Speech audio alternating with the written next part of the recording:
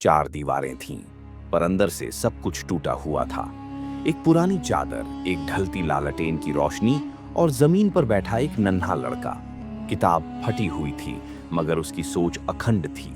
हर शब्द उसके लिए एक नई दुनिया थी, और उस दुनिया का रास्ता उसी झोपड़ी से निकलता था। पिता चुप था, लेकिन उसकी आंखों में चिल्लाहटें थीं।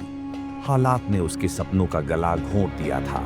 जब बेटा कोई सपना देखता तो वो सिर थाम लेता, जैसे डरता हो कि कहीं उसका बेटा भी उसी अंधेरे में ना खो जाए। हर सुबह बचपन एक जुलूस की तरह निकलता, यूनिफॉर्म पहने मुस्कुराते हुए बच्चे, और वो लड़का नंगे पांव चौखट पर खड़ा बस देखता रह जाता। दिन एक अजनबी आया और अपने थैले से एक पुरानी किताब निकालकर बोला, रख लो बेटा, तुम्हारी आंखों में रोशनी है।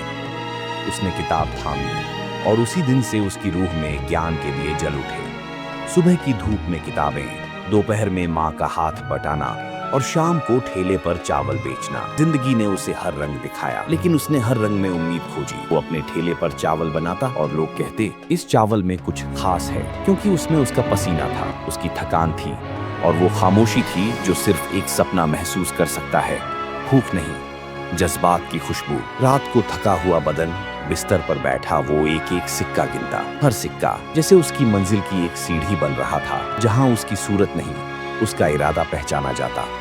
वो दिन भी आया जब उसके हाथों में स्कूल बैग था। स्कूल के गेट पर खड़ा होकर उसने खुद से कहा, अब मैं नहीं रुकूंगा।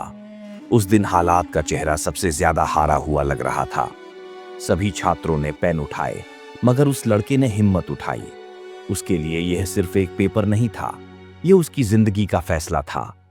हर उत्तर में उसका संघर्ष बोल रहा था। अब वह लड़का जवान हो चुका था। उसके कपड़ों में सलीका था, लेकिन दिल में वही मासूमियत थी। हाथ में बायोडाटा और आंखों में एक नया आसमान। वो एक बेहतर दुनिया का दरवाजा खटखटाने जा रहा था। वो ठेले वाला लड़का अब एक बड़ी होटल चेन का मैनेजर बन गया था। लोग अब उसे सर कहकर बुलाते थे।